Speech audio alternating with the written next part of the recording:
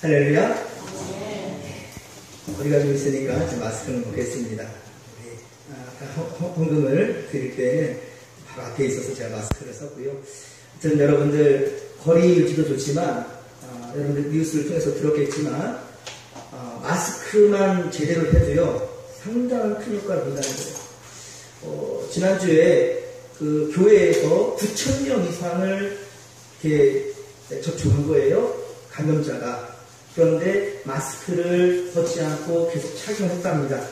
그랬더니만 단 한 사람도 양성 판정을 받지 않았대요. 또 승용차 안에 확진자 4명이 함께 타고 이동을 했나봐요. 1시간가량을. 1시간가량을 택시에서 탔으니 거리 유지가 2m 되겠습니까? 그런데 그 감염자가 전염시키지 않았답니다. 그러니까 마스크가 여름에 좀 얇아지는데 이게 비말이 통하면 어떻게 하나 막 걱정 근심도 하지만 정말 중요한 것은 뭐냐면 우리가 서로를 좀 배려하는 겁니다. 새벽 예배 때도 마스크를 쓰시는 분들도 있는데요. 좋습니다, 여러분들. 기도 제목이에요. 그렇죠? 예. 바이러스 있고 없고를 떠나서 제가 마스크를 쓰므로 하나님, 아까 우리 장로 기도 때도 그랬지만 이 바이러스가 빨리 종식될 수 있기를 바라는 그 마음으로 하나님 앞에 마스크를 쓰는 거예요. 믿음과 이 여러분들 하는 행동을 따라서 여러분들 세상이 판단이 되는 것이 아니라 하나님 앞에 의가 되기를 주의 마음에 축원합니다. 우리의 믿음이 분명한 것은 하나님 마음을 감동시킬 것이고요. 반드시 곧 하나님의 도우심의 손길이 있게 될 줄로 믿습니다. 그래서 성도들은요, 남을 배려하는 그러한 모습들이 더 많아야 됩니다. 세상 사람들보다는. 그리고 참고 견디면서 우리의 믿음은 퇴보가 아니라 우리 점점 더 성숙해져 간다는 거예요. 처음에는 많은 목사님들이 고민도 하고 갈등도 했습니다. 저 또한 역시 그 마음에 같이 했어요. 이거 이러다 큰일 나겠다. 올 한해 코로나바이러스 끝나지 않을 것 같은데 예배는 계속 성도들 나오지 아니하고. 부활절이 거의 중심이었는데 그때 지나가면서 더욱더 많은 조바심과 고민이 되었지만은 최선을 다해서 예배를 드리는 모습들 정말 아름다웠습니다. 그것이 바로 하나님의 마음을 감동시킬 것이고요. 할렐루야. 주의 공작을 움직일 줄로 믿습니다. 근데 안타까운 것은 예년 같으면 지금쯤 여름성경학교 준비로 아마 이번 주부터 아니면 다음 주부터라도 여름성교가 진행될 것이고 전교인 수련회, 목장별로 또 어디 여행도 가고 여러 가지 우리 신앙 훈련들이 진행이 될 건데 또 우리는 올해는 성경 공부도 제대로 진행되지 않고 물론 새벽 예배와 수요일을 통하여서 제가 말씀 중심으로 제가 우리 같이 공부를 하고 있긴 하지만요. 여러 가지 제약들이 좀 많습니다. 특히 교회 학교만큼은 정말 우리가 너무 안타까운 거예요. 다음 세대를 위해 준비해야 될 텐데 다음 세대를 위해서 특히 여름성경학교 이런 게 있어요. 특별히 2, 3일 동안 막 쫙 우리 하거든요. 예전 저 어렸을 때는 4박 5일 막 그랬어요. 막 3박 4일, 4박 5일. 일주일 동안 막 대학 청년들, 집사님들, 권사님들 막 하고씩 막 매진하는 거예요, 아이들한테. 그래서 성경 특별 훈련 시간을 통해서 이때 아이들이 변화되는 거예요, 사실은. 그래서 여러분 주일 예배라도 좀 속행되었으면 좋겠다라는 마음에 교회 앞 예배가 지금 시작되었지만은 우리 교회는 특별히 또 많은 부모들이 불신가정입니다. 자녀들을 보내주지 않습니다. 그것이 너무 안타까워요.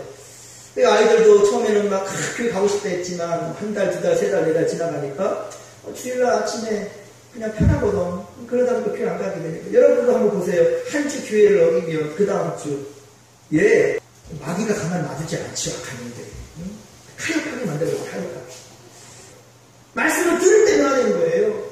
믿음은 들으면서 하는 겁니다. 들어야 됩니다. 듣지 않고도 이 믿음이 성장할 수 있어요. 안 돼요, 여러분들. 왜? 말씀을 들으면 끝나는 것이 아니라 말씀을 들음으로 주님을 만나는 거거든요. 할렐루야. 주님 보는 거예요. 주님 배우는 겁니다. 그래서 우리가 예배 본다라는 말들이 있는데 이에 대한 의미도 좀 여러분들 제대로 좀 알고 세안 사람 이거 가지고 야 너네들은 예배 구경 가냐? 이런 것처럼 이해한다면 여러분들이 설명해 줄 수 있는 그런 여러분도 되었으면 좋겠습니다. 그렇습니다. 우리는 말씀을 듣고 보고 그리고 우리는 행함으로 옮겨진다는 것이죠. 예수님은 태초 못하기는 생명의 말씀이었고 그렇습니다. 이 말씀은 바로 살아있는 은총입니다. 단순히 지난 역사 이야기를 이렇게 엮어놓은 것이 성경이 아니란 말이에요. 우리에게 지금도 주시는 바로 생명의 말씀. 그래서 우리는 이 말씀 뭐라고 합니까? 살아있는 하나님의 말씀이다. 살아있다라는 말씀을 하고 있다는 겁니다. 그래서 히브리서 4장 12절에 증거하기를 하나님의 말씀 어떻다고요? 살아있고 활력이 있어서 좌우의 날선 검보다 더 예리하다. 예, 그래서 혼과 영과 골수와 관절, 찔러 쪼개기까지 하며 그 마음과 생각과 뜻을 판단하시느니라. 할렐루야. 예, 그렇습니다. 하나님의 말씀은 그렇다는 거예요. 사람을 변화시킬 수 있다는 거예요. 예, 죽이는 살인범이 아니라 활인검. 그렇죠? 수술을 할 때 우리 몸을 자르지만 죽이기 위한 것이 아니라 살리기 위한 것이죠. 그래서 관절과 골수를 찔러 쪼개기까지 한다는 거예요. 우리 혼과 영혼까지도. 그래서 새롭게 어떻게 한다고요? 거듭이 나다니, 거듭. 이게 바로 말씀의 능력입니다. 그러므로 사람은 숨을 쉬어야 살 수 있듯이 바로 하나님의 말씀을 들어야 살 수 있는 겁니다. 매일매일 말씀을 잘 배우고 또 무엇보다 이것이 우리 자녀들에게 그대로 말씀을 기준 삼아 살아갈 수 있도록 우리는 그렇게 자녀들을 이끌어낸다는 겁니다. 예, 최고의 가치가 무엇이냐? 최고의 유산이 뭐냐? 바로 말씀이라는 거예요. 믿음이라는 거예요. 예, 오늘 성경 말씀은 주전 9세기의 북이스라엘 아합 시대에 바로 하나님께 불순종하여 3년 6개월 동안이나 비가 땅에 내리지 않았습니다. 가뭄이 3년 6개월 동안이나 진행되는 가운데 그 흉년의 때에 있었던 일을 소개하고 있습니다. 어차피 지금 코로나가 전 세계를 우리나라뿐만 아니라 예 그렇게 휘감고 있잖아요. 지금 이 어려울 때에 임한 하나님의 말씀이라는 거예요. 하나님은 예레미야 선지자에게 시돈에 속한 사르밧으로 가라 라고 주님 말씀하셨습니다. 명령합니다. 그리고 그 명령에 따라 사르밧 성문에 이르렀는데 그 성문에 이르렀을 때 한 여인이 바로 나뭇가지를 줍고 있었어요. 나뭇가지를. 오늘 보면 12절에 보듯이 과부에게 남은 것은 곡식가루 한 움큼과 병에 기름 조금이 전부였다는 거예요. 병에 기름이 전부였어요. 그러니까 과부는 그것으로 그 한 움큼 남은 그 밀가루, 그 가루, 그 쌀가루, 그 곡식가루와 그 기름을 쳐서 마지막으로 먹고 죽으려고 마지막 음식 준비를 위해서 나뭇가지를 줍고 있었던 겁니다. 예. 그런데 예레미야는 이런 과부를 찾아가요. 우리 10절 말씀이죠. 그릇에 물을 좀 가져오고, 예. 그리고 내 손에 떡 한 조각을 내게 달라. 라고 말합니다. 너희는 기가 막히죠. 아니, 지금 이 남은 거 먹고, 이제 먹고 죽자. 지금 이런 상황인데, 아니, 주의 종이 먹겠으니 음식을 만들어 내오라고요? 자, 이거 무례한 것 아닙니까? 너무 무례하죠. 오히려 주의 종이 좀 많이 있는 사람들 가져다가 이렇게 옮겨줄 수 있도록 가져다가 좀 나눌 수 있는 그런 선교 역할을 해야지. 없는 가정을 가지고 먹으러 내놓으라 하는데 기가 막히죠. 여러분, 이 상황에서 순종할 수 있겠습니까? 나 한번 순종해보겠다. 할 수 있겠어요? 지금 여러분들이 뭐 먹을 것이 충분하니까 오늘 먹고 더 이상 먹을 거 없는 가정 있어요 혹시? 얼마든지 먹을 거 있잖아요. 요즘 그런 세상 아니잖아요. 물론 그런 상편에 있는 분들 있다면 죄송합니다. 그런데 그런 상황이 있을 때 여러분들 순종할 수 있겠냐는 거예요. 지금 상황에서 만약에 아멘 할지 모르겠지만 과연 그 상황이 있을 때 순종할 수 있겠습니까? 물론 저는 이런 부탁을 하진 않겠습니다. 걱정하지 마세요. 하지만 이럴 때 진정적으로 순종할 수 있겠냐 말이에요. 그런데 우리 삶 가운데도 좀 어려운 형편에 하나님은 우리에게 희생의 요구를 할 때가 있단 말이에요. 피하고 싶어도 주께서 때로는 지휘하게 요구할 때가 있어요. 피하면 다시 다가오고 또 다시 다가오고 살려달라고 따라다니면서 말씀하실 때가 있어요. 너 지금 뭐하고 있냐? 너 빨리 하나님 성전까지 하고 뭐하고 있냐? 너 왜 하나님께 드리지 못하냐? 왜 너 이러고 있느냐? 너 마음 불편하지 않느냐? 내가 불편한데 계속해서 여러분들 지휘하게 하나님 말씀하실 때 있습니까? 이런 경험이 있다면 복 받은 자예요. 그런 경험 없다 한다면 아직도 여러분들은 더 고민해봐야 됩니다. 그런 사람의 성경은 마음이 화인맞았다는 거예요. 화인맞았다. 출애굽기 때는 못 고든 백성이라고 말합니다.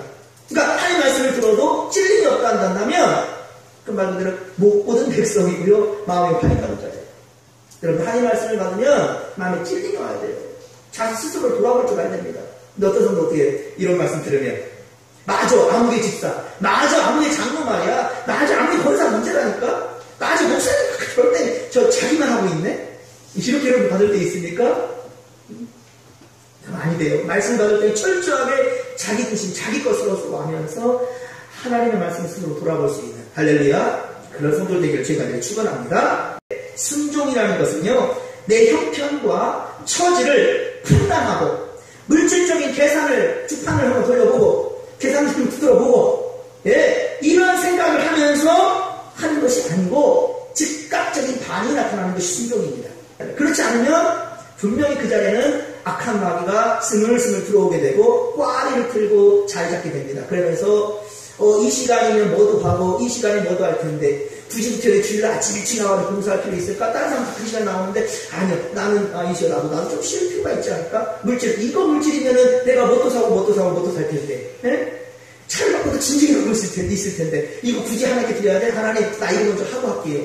자, 그러다 보니까 죽을 때까지 그 일을 감당 못 하더라니까요. 여러분, 은혜가 되고 감동이 되면 하나님 말씀으로 바로 즉각적인 순종이 오면 말씀이 오면 바로 순종할 수 있는 그러한 자세를 갖게 되기를 주의가 축원합니다. 어떤 사람들은 그렇게 하니까요. 생각 좀 해보고 하겠습니다. 아니면 또 이제 하나님 말씀이 선포되었을 때 감동이 오면 무슨 생각을 스스로 조금 생각해 볼게요. 생각 좀 해보겠습니다. 이것은 하나님의 교만이에요, 교만. 우선순위는 내가 생각하는 것이 아니라 뭐 하는 겁니까? 하나님 앞에 무릎 꿇는 거죠. 하나님께 묻는 거죠.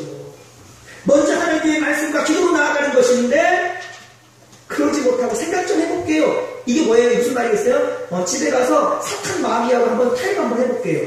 그 마음이 마음에 감동이 될 때는 즉각적인 반응이 나타날 수 있어요. 그때마다 말씀이 나올 때 기도를 하는 말입니다. 제가 하나 간증을 해드렸어요. 오늘 아침에 예배 드리기 전에 바로 5분 전인가요? 김민수 목사님? 한 5분이나 3분 전인가 모르겠어요. 우리 원식이, 우리 원식 청년이 아니죠. 원희 성도님이 이제 결혼해서 애를 10월 달에가 이제 낳게 돼요. 그래서 김인수 권사님은 아들하고 사는 게 중요한 게 아니에요. 엄마 마음에는 일단 목사님께 아이를 짓고 싶은 마음이 이 열망이 있는 거예요. 참 감사하더라고요. 그 순수한 마음 너무 하나님 감사하거든요. 그래서 말씀을 제가 받고 하루 이틀 동안 정말 고민하면서 아이 이름을 3개를 지었습니다. 그래서 드렸는데 어제 새벽 예배에 끝나고 기도를 하는데 원식이 생각이 이렇게 불현듯 나면서 기도하게 되는데 이름을 준 이름이 장하연이라는 이름이에요. 하연이. 그래서 하자는 큰 집 하예요. 큰 집이라는 뜻은 세상을 의미하기도 하고 교회를 의미하기도 합니다. 그리고 바로 예쁠 연자. 그래서 하나님의 집에 가장 예쁜 사람. 하나님의 말씀은 누가복음 2장 52절 예수는 지혜와 키가 자라며 하나님과 사람에게 더욱 사랑스러워 가더라. 예수님처럼 자라라는 거죠. 예쁘게 자라라. 큰 집에서 하나님 집에서 세상에서 예쁜 사람. 그래서 장하연. 그리고 권사님이 깜짝 놀라는 거예요. 오! 목사님! 원식이가 하연이라고 짓고 싶대요. 저 원식이하고 통화 한번 안 해봤거든요. 권사님하고 얘기해본 적 안 했고요. 제가 깜짝 놀랐어요. 참 하나님의 마음을 담으니까 이런 은혜가 되니까 제가 너무 기쁘더라고요. 너무 행복해지더라고요. 원씨가 교회를 옮겼지만 여러분 기도하세요. 코로나 때문에 그게 못 가게 했거든요. 결국 우리 교회 올지 몰라요. 다시금. 자녀들이 떠나지 않았으면 좋겠어요. 지목해. 이상해. 우리 교회 정말 병폐가 지금 악한 악습이 뭐냐면 죄송합니다. 악습까지 얘기해서 자녀가 떠나요. 우리 교회는 지금 경기도권에 있어요. 부산에 있는 게 아니고. 불편한 마음 있으시면 빨리 컴대고 싶은데 어떻게 하셔요? 우리 정말 잘못된 거예요. 우리 진목교회. 계속해서 자자손손 교회를 지키고 뿌리를 들이게 해서 더욱더 우리 진목교회처럼 거기도 그렇게 성장하잖아요. 당연한 거거든요. 외부에서 성도들이 이렇게 계속해서 오고 또 교회 성장이 더 좋지만 뿌리를 내리고 열매를 맺어가는 그런 전통 우리 교회도 있었으면 좋겠어요. 아름다운 그런 전통을 함께 이제부터 지금 만들어가면 되겠죠. 자, 아무튼 정말로 제가 너무너무 예배 올라오기 전에 이런 마음을 받아서 참 마음에 감동이 되더라니까요. 지금 엘리야도 하나님의 영향을 받고 감동되어서 불편하지만 어떻게 어떻게 목회자가 어떻게 치유의 종이 되어서 어떻게 선지자가 되어서 저 가난한 집에 가가지고 뭘도 내오라고 하네요. 이게 기가 막히죠. 그런데 어떻습니까? 이거는 하나님의 명령이었어요. 때로는 목회자가 그럴 때가 있다니까 참 불편한 말을 할 수밖에 없을 때가 있어요. 이거 어떻게 하라? 네? 이거 어떻게 말을 좀 돌려볼까? 어떻게 할까 되게 고민할 때가 상당히 좀 있어요. 근데 그러다가 시를 놓칠 때가 저도 많이 있었던 것 같아요. 함께 13절 말씀입니다. 함께 13절 말씀을 같이 한번 읽겠습니다. 엘리야가 그에게 이르되 두려워하지 말고 가서 내 말대로 하려니와 먼저 그것으로 나를 위하여 작은 떡 한 개를 만들어 내게로 가져오고 그 후에 너와 내 아들을 위하여 만들라. 아멘. 여러분 잘 보십시오. 무리한 요구 같지만 그 앞에서 뭐란 말합니까? 먼저 엘리야가 그에게 이르되 두려워하지 말라. 이 두려워하지 말라는 건 하나님의 말씀일 수도 있겠지만 주의 종의 말이죠. 저 또한 역시 여러분들에게 위로하는 것도, 하나님의 말씀을 전하는 것도 중요하겠지만 일단은 위로하는 것, 그렇죠? 두려워하지 말라. 여러분 똑같습니다. 진리야 교회 안에서요. 진리대로 가는 게 법입니다. 교회 헌법이 있어요. 교회 총회법이 있습니다. 자, 그런데 지난주에 우리 있었던 우리 김석사님 그런 얘기 했었죠. 법을 일시 중지하고 법 위반하자는 말이거든요. 총회에서도 노회에서 가끔 나오는 말이기도 해요. 법을 잠시 정지하고 일시 정지하고 이런 말인데 법을 어기자는 말인데 그러나 그 법보다 더 위에 있는 게 하나 있어요. 그게 뭔지 아십니까? 하나님의 은혜예요. 여러분 지난 투표할 때도 보면은 이 정기를 이 장기로 썼단 말이에요. 이거 결국 이 정기를 의미하는 부분이잖아요. 예, 인정합니다. 누구를 뜻하냐가 중요한 거예요. 법이 중요한 것이 아니고. 여러분들 교회에는 연로하신 분들 중에는 가끔 간혹 뭐 연세가 막 호적하고 막 5살 6살 차이 나신 분들도 있어요. 교회 법은 한 생명 주신 그 날짜 그때부터예요. 세상의 법 주민등록증 요거이 아니라 하나님께 생명 주신 그때 그 시점부터 요게 교회의 법이에요. 교회의 은혜예요. 그러니까 어디 문서적인 것이 정말 중요하고 그것도 중요하죠. 그걸 또 어겨버리면 교회는 혼란스러워지죠. 그러니까 중요한 것은 하나님의 은혜가 넘치는 곳이 교회란 말이에요. 주님이 있는 곳이 은혜가 넘치는, 다시 말하면 여러분의 가는 곳마다 할렐루야 은혜가 넘치게 되기를 주님에게 축원합니다. 이 엘리야가 가니까 이 지금 굶주리고 힘들고 어려운 이 여인에게 이제 기쁜 소식이 임하게 되는 거예요. 하나님의 이름을 붙들고 지의 능력까지 갔잖아요. 여러분들 한 주간 주의 이름을 붙들고 가는 그곳에 능력이 나타나야 된다는 거예요. 무슨 능력? 사랑이요, 은혜요, 용서요, 화해요. 이런 역사가 일어난 거예요. 그 역사가 없다면 여러분이 잘못됐든지 하나님이 잘못된 거죠. 그렇죠? 두려워하지 말라. 먼저 이렇게 선포합니다. 두려워하지 말라. 샬롬, 평화. 내가 너에게 평화를 전하노라. 그죠? 그리고 한 움큼밖에 안 되는 곡식으로 주의 종 엘리야를 위해 대접하고 나를 위해 대접하고 남은 것으로 또 먹어라. 남은 것이 어디 있어요? 한 푼밖에 없다면서. 이 한 푼밖에 안 되는 것을 주의 종에게 드리면 나는 뭐 먹어? 근데 엘리야가 하는 말은 뭐냐면 자기 떡을 가져오고 나머지 네가 먹으라는 거예요. 어떻게 먹어요? 그런데 엘리야는 이리 말합니다. 사르밧 가루가 가진 한 움큼의 곡식과 기름 조금은 한 끼 식사를 위한 마지막 재료였어요. 마지막 재료. 과부는 그것으로 음식을 만들어 아들과 함께 먹은 후에 죽을 작정했다니까요. 죽으려고. 더 이상 먹을 것이 없어요. 더 이상 희망이 없기 때문에 차라리 죽는 것이 낫다. 라는 생각을 했던 겁니다. 이 마음이 바로 하나님의 마음을 감동시켰고 엘리야를 보낸 거예요. 그런데 예언자 엘리야는 음식을 만들어 먼저 자신에게 주고 그 다음 과부와 아들이 그 음식을 만들어 먹으라는 겁니다. 그렇게 하면 자 뭐라고 말합니까? 그걸로 끝난 게 아니에요. 잘 먹었다 하고 가려는 게 아닙니다. 그냥 음식 먹으러 간 게 아니에요. 여러분들 가끔 목사가 이렇게 신방을 가거나 그러면 음식 먹으러 간 것이 아닙니다. 여러분들 음식 짠치 하는 게 아니에요. 그 신방은. 함께 물론 음식을 먹으며 사랑의 교제가 이루어질 거지만 정말 중요한 것은 주님을 우리가 어떻게든지 공경하고 주님께 드리고 싶은데 그렇죠? 공경하고 싶은데 그 대신으로 목회자나 성도들, 목장 식구들에게 대접하고 나누는 거죠.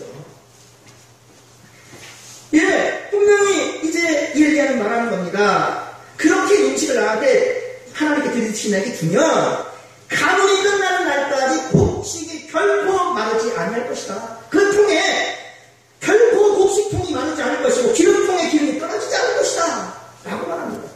참으로 야속하고 무리한 말 같지만 엘리야의 요청을 받아들이기도 어렵지만 사실 어때요? 음식의 재료가 떨어지지 않을 것이라는 말 믿음이 갑니까? 네? 아니 지금껏까지 계속 고생스러워 살았는데 저 양반이 나한테 무슨 얘기를 하는 거야? 그렇죠? 믿을 수 있겠어요? 쉽게? 거짓말을 하고 사기치고 있네? 믿어지지 않을 겁니다. 그런데 사르밧 가문은 불가능한 가운데 엘리야의 말에 순종합니다. 이런 여인이기 때문에 그릇이 이러니까 하나님이 아신 거예요. 사르밧 가문의 그릇을 알았다니까요. 그런 그 그릇된 그 믿음의 그릇이 준비된 바로 사르밧 과부에게 엘리야를 보낸 거죠. 주의 종. 예, 그렇습니다. 그러나 여러분, 엘리야가 사르밧 과부에게 이렇게 말할 수 있었던 것은 무엇이냐? 하나님의 명령이기 때문에 이 명령을 따른다? 자, 이럴 수도 있지만 먼저는 엘리야가 이런 영적인 체험을 했던 겁니다. 앞서 1절과 7절 왜 읽진 않았지만 1절에서 7절 앞서 그 내용은 엘리야는 불순종한 이스라엘에 하나님의 진노의 말씀을 전합니다. 가뭄이 됩니다. 가뭄이. 예, 수년 동안 비가 땅에 오지 않을 것이라고 선포합니다. 야고보서에 가면 3년 6개월이라고 했어요. 하지만 아합과 북이스라엘 백성들이 이것을 들을 때 어떻게 하겠습니까? 강자에 공격하지요. 아니 지금 무슨 소리를 하는 거야? 라고 하면서 어쨌든 지금 그런 상황 가운데 엘리야가 하나님의 말씀을 선포하는 거예요. 그런데 두렵습니다. 인간적으로는. 그때 하나님께서 어때요? 요단 앞 그리심네가에 이게 숨어 있으라고 그렇게 말씀합니다. 우리 3절 말씀이죠. 17장 3절 보면 그리심네가에 가서 숨어라. 백성들을 피해서.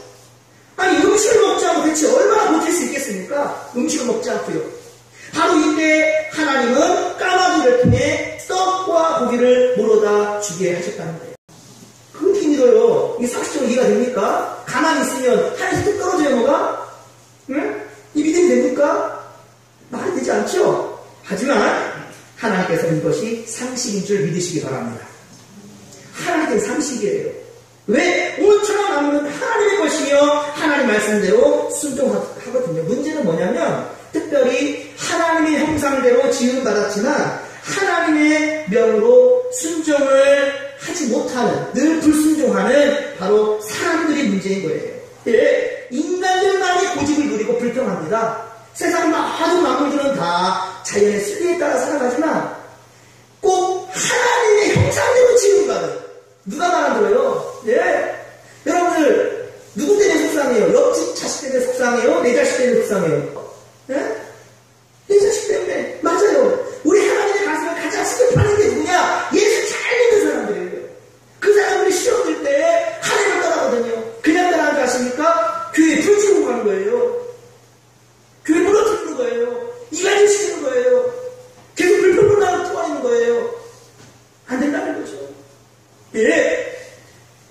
구절에 보듯이 이로나 시돈에 속한 사르밧으로 가면 그곳에 과부에게 명령하여 음식을 주게 하겠다라는 하나님의 말씀이 바로 엘리야에게 임했고요. 그리고 엘리야는 바로 그리시네가에서 굶을 때 까마귀를 통하여서 먹게 되는 그늘을 경험했다는 것이지요. 제가 수요일 때와 새벽 예배 때도 말씀을 드렸는데 유튜브를 통해서도 여러분들 보신 분들도 있지만 유튜브도 안 되고 예배도 참여하지 못한 성도들을 위해서 제가 한 번 더 간증하겠습니다.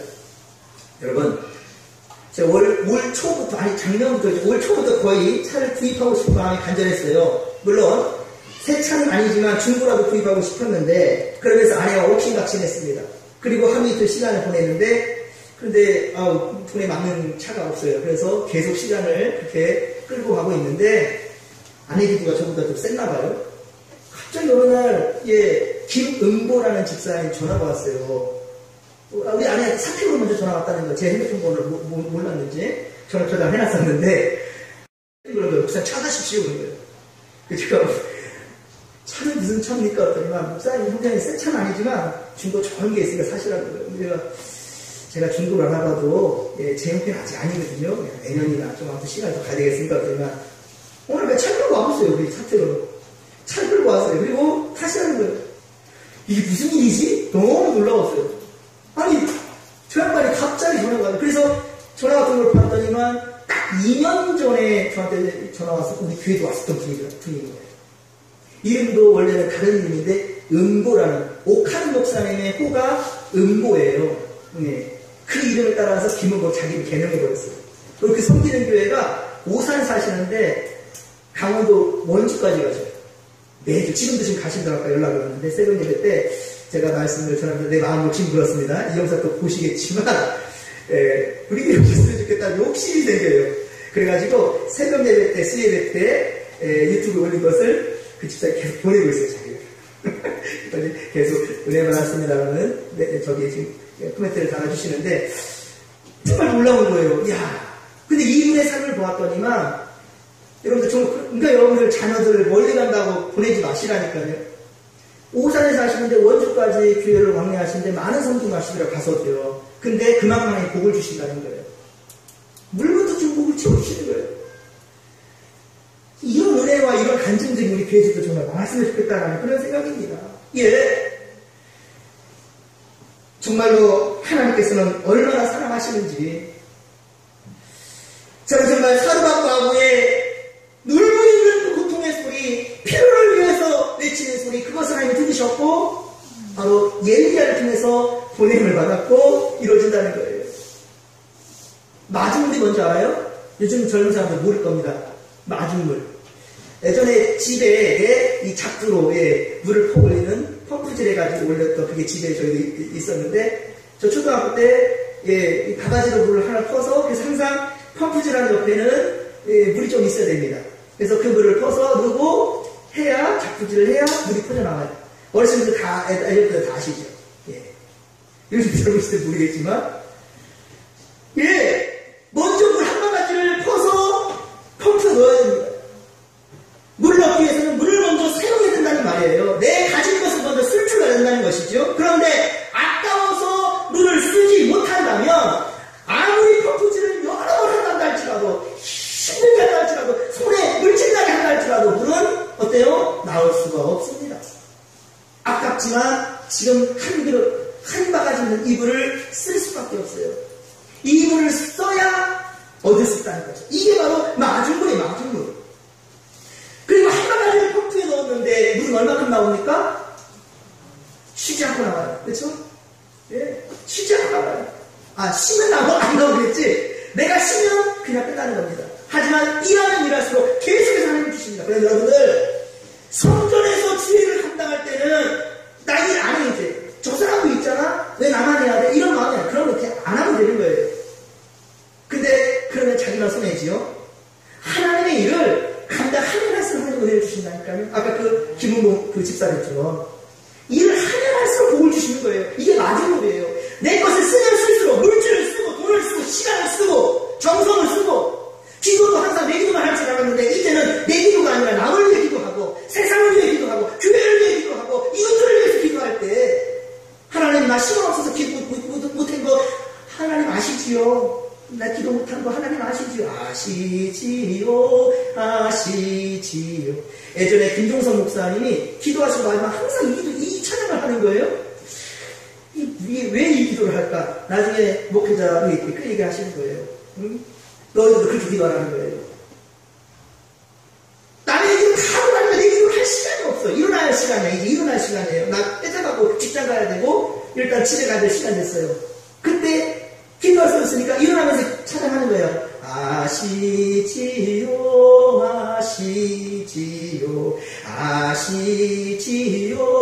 주님 하십니다.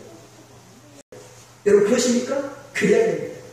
그러시기 바랍니다. 그러면 정말로 오늘 임했던 이런 은혜와 복이 할렐루야 분명히 임할 것이고요. 이것을 남의 얘기가 아니라 여러분의 삶의 간증이가 되기를 주님께 축원합니다. 예, 그렇습니다, 여러분들. 바로 이것이 인간의 생각으로 이해할 수 없는 하나님의 은혜라는 거예요. 세상의 눈으로 보았을 때는 엘리야의 명은 무리한 것이지만 앞뒤의 말을 보면 첫째, 두려워하지 말라. 둘째, 주의 종을 섬겨라. 셋째, 너와 내 아들을 위해 음식을 만들라. 다시 한번, 첫째, 두려워하지 말라. 둘째, 주의 종을 섬겨라. 셋째, 너와 내 아들을 위해 음식을 만들라. 그렇습니다. 오히려 나를 위한 삶은 세 번째라는 거예요.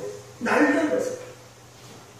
주보 앞에 보면 성리 중원위를 제가 올려놨습니다. 예, 아직까지 우리 교회에 성리를 하는 가정도 있고 하지 못하는 가정도 있지만요. 제 마음은 그렇습니다. 모든 지목교회 성도들의 가정들마다 성리를 할 수 있었으면 좋겠어요. 농사를 짓고 안 짓고가 중요한 게 아니고 우리 농사 안 짓는데 목사님들 성리합니까? 밥은 먹고 살잖아요. 밥 먹고 사는 사람이란다면 성리를 해야 됩니다.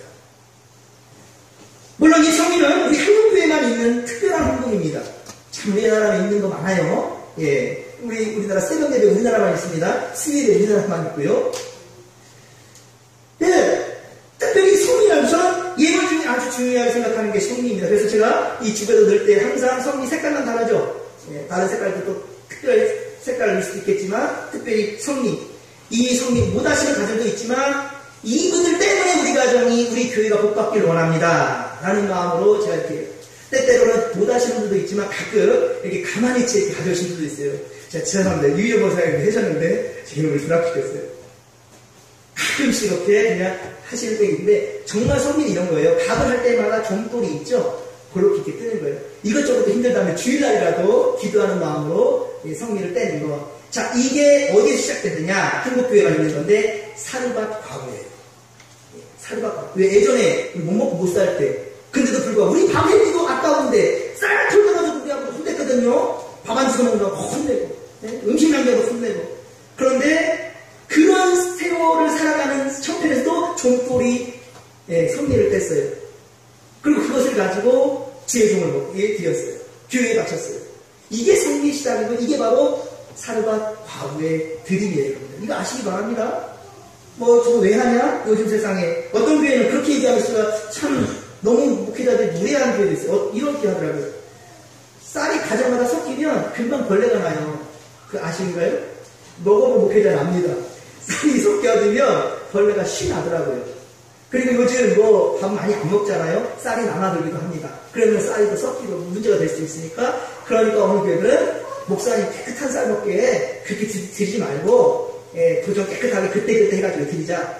물론 그것도 성리일 수 있지만 처음 의미는 그게 아닙니다. 무슨 말 알겠습니까? 처음 성리 단계 의미는 그것이 아니에요. 예, 정말로 이 여인을 곤란하게 하기 위해서 성리를 원한 것이 아니고 바로 복주기 위해서 성리를 원했던 거죠. 엘리야가 너 나는 그거 가진 거 그거 전부를 하나님께 드리라는 거예요. 너무 야박하죠. 너무 야속하죠. 말이 안 되는 상황이죠. 그런데 왜 그러냐고요? 복주려는 거예요. 왜 하나님이 11조를 약속하게 하셨습니까? 왜 하나님께서 물질에 이것을 이거 내 것이 아닌 11조. 세상에 11조는 잘해요. 그게 뭡니까? 세금 내잖아요. 5,000원씩 수강을 먹어도 거의 500원 붙은 거 아십니까 여러분들? 부가세 무조건 15예요.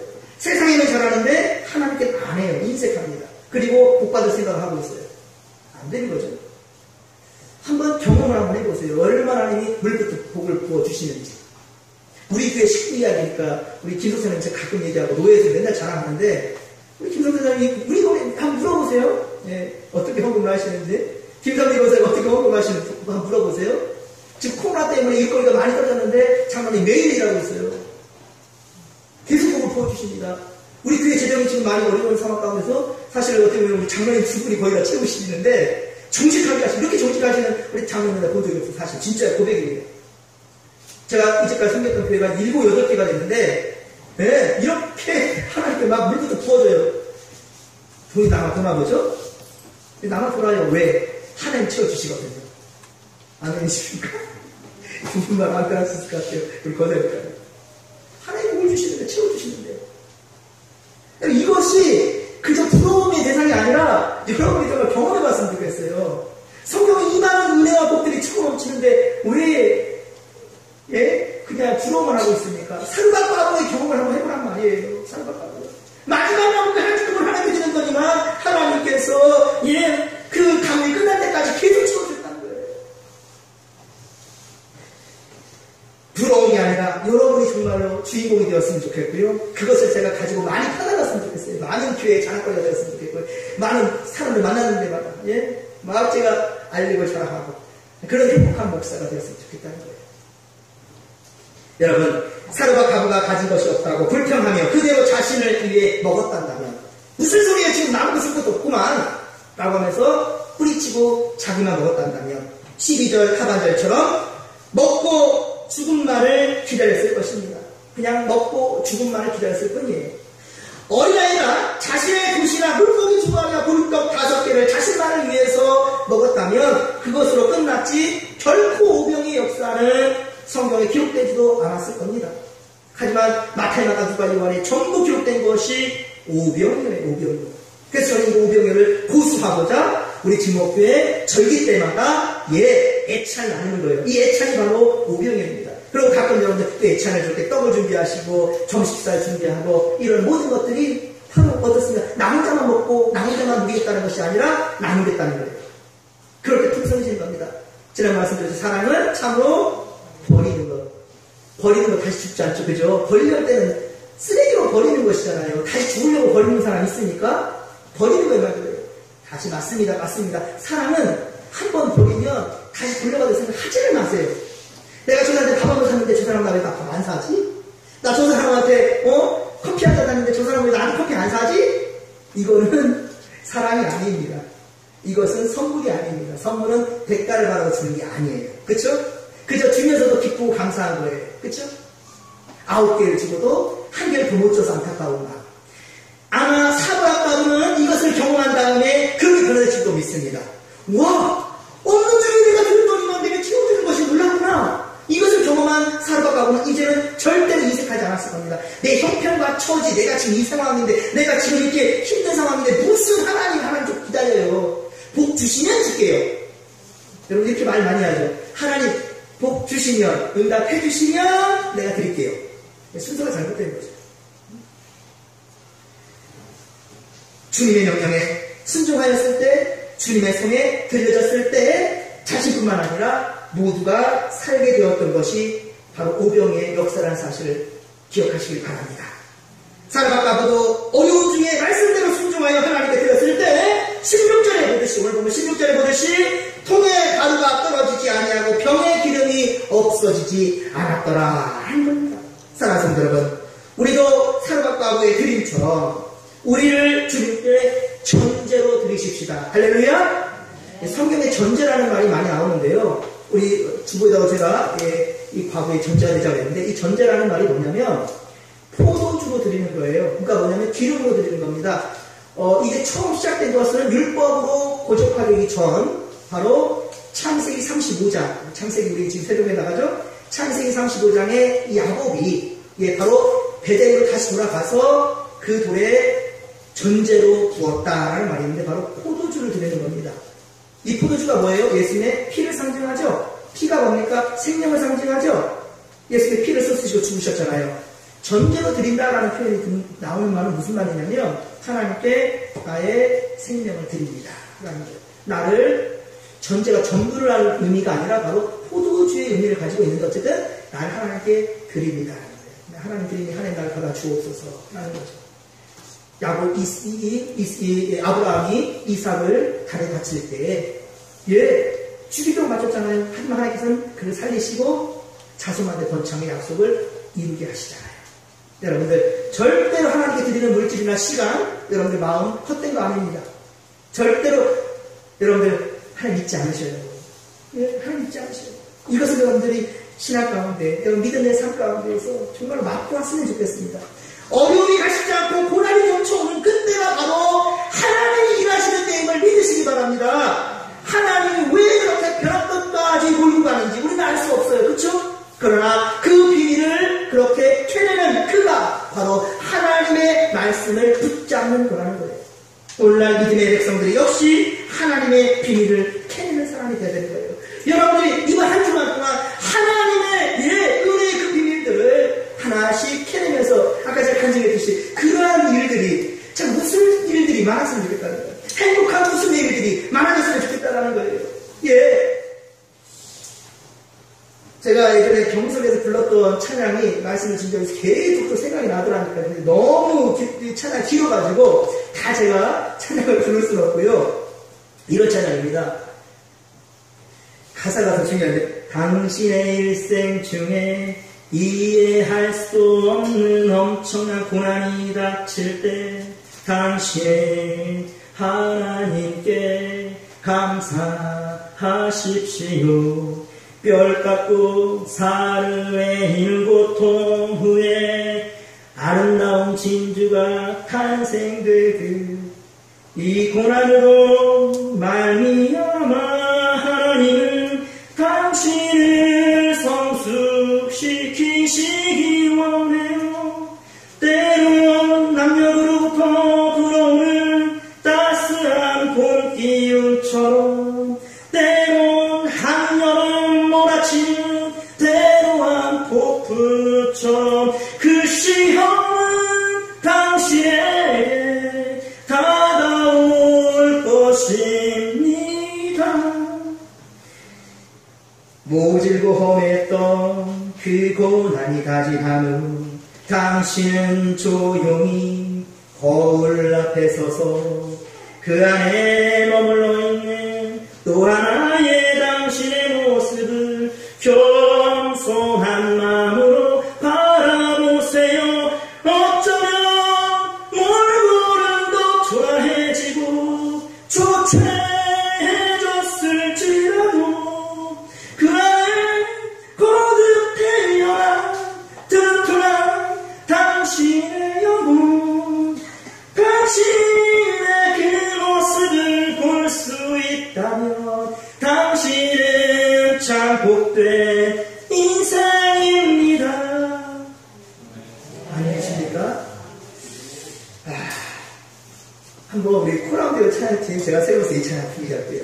가사가 정말로 여러분의 마음을 감동을 시킬 겁니다. 정말 여러분의 인생 가운데 항상 하나님의 만져주심과 사르밧바구의 정말로 이해할 수 없는 상황 가운데 주의 종의 말씀을 어떻게 순종할 것인가, 그 가운데 그 불순종과 순종의 기로를 세웠을 때 여러분 어떻게 순종할 것인지 결단할 수 있게 되기를, 건강한 믿음이 되기를 주님들이 축원합니다. 축원합니다. 좋으신 하나님 그만큼 감사를 드립니다. 할렐루야. 은혜를 도와서서 우리 사르밧바구의 힘들고 어려운 상황 가운데 성례를 바치는 귀한 손길, 그의 순종이 오히려 큰 부와 복을 주셨다는 것, 주여 이 시간 우리가 배워싸우니 우리도 코랑대교 하나님 앞에 중심으로 하나님을 섬기고 나눌 수 있는 믿음의 손길들이 되게 하여 주옵소서. 정직한 마음과 믿음을 허락하여 주옵소서. 함께할 주님 싸움에 감사를 드리고 거룩하신 예수님의 이름으로 축복하며 기도하옵나이다. 아멘.